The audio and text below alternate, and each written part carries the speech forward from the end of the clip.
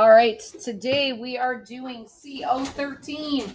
I can interpret and write numeric and algebraic expressions. So let's fill in our vocab words. An expression is a mathematical statement.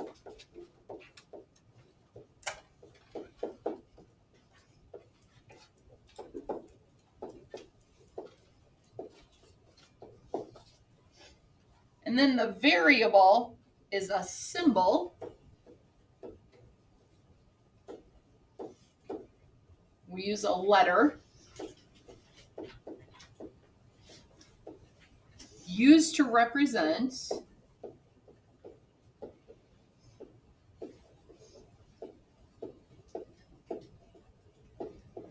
an unknown value.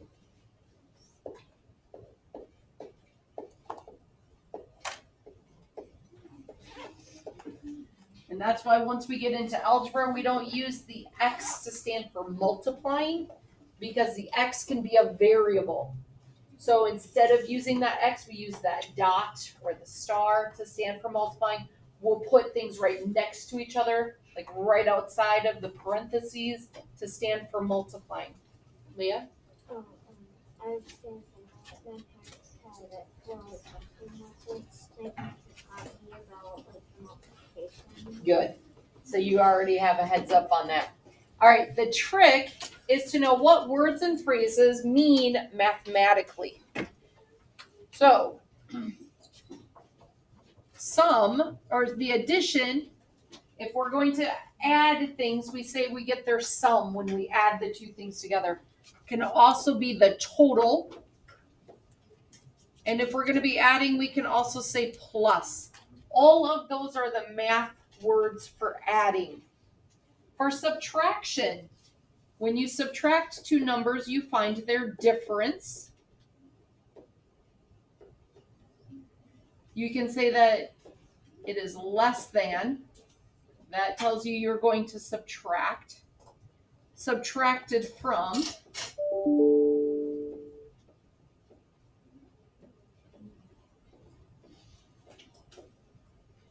And subtracted by. These all mean that you are going to be subtracting. So when you're doing those word problems, these are things to look for to know that you are going to subtract. Katie? Yeah, I also know with like the variables, I thought it was really weird because I used a dot with my feelings work. Yes, but now you know. All right, multiplication. When you multiply two numbers together, you find the product. You also might see it saying groups of.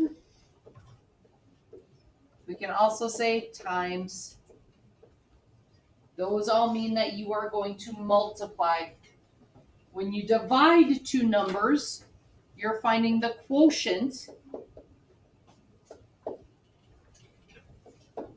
And you might see you're putting things into groups of. That means you are going to be dividing them. So these are terms that you want to be familiar with. So when you're looking at those word problems, look for your key words to know what operation you're going to do. All right, so be careful with subtraction. Unlike addition, the order of your expression matters. 2 plus 3 is the same as 3 plus 2. But look at what happens when we do 3 minus 2 is a different answer than 2 minus 3. So when you're looking at that order of operations, it matters what order you're doing it in. So pay attention, make sure you're doing things correctly because it will make a difference. If the order of operations dictates that a part of the expression be done first, your verbal phrase needs to reflect that. Commas work well. So when you're writing out or you're speaking it to somebody, when I've had you guys tell me what to do for our like 5-card challenge, or when we've had to do those make an expression that equals something using an exponent, I'm writing it the way you're saying it, and then you catch yourself and go, oh, I said that wrong. So say it out loud when you have to write an expression. Make sure that you're writing correctly what it is you're saying. So write the verbal phrase. Oh, let's scroll down.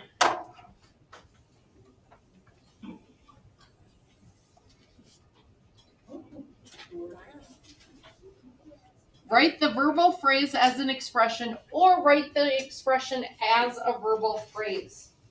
So we're just going to do a couple together and then you're going to work on it by yourself. So the sum of 9 and 7, that has it as a verbal phrase, so we need to put it as an expression. So sum, that's telling us I'm going to be adding. So the sum of 9 and 7, that would be your expression. Oh. That makes so much more sense. When it says of a number, that's when we're going to put in our algebra, and you're just going to use a letter to stand for it. When they say number, I like to just put an N for that because number starts with an N. So if it's 18 groups of a number, if we look back up top, when it says groups of, what operation are we doing, Cole? Multiplication. Multiplication. So there's 18 groups of a number. Remember, we're not going to use that X. So often we're so used to putting that X for multiplication, we don't want to use that X.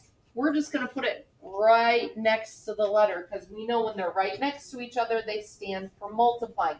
So 18N means 18 multiplied by N.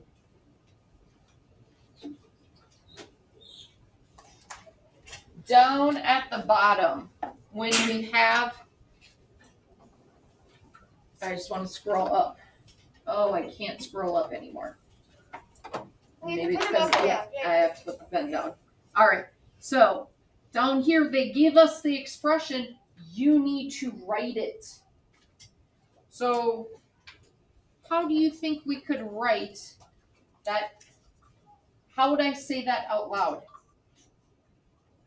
Colin? The sum of a number and 5. You could say the sum of a number and 5. Is that the only thing we could put? No. No, because there's multiple things that stand for addition.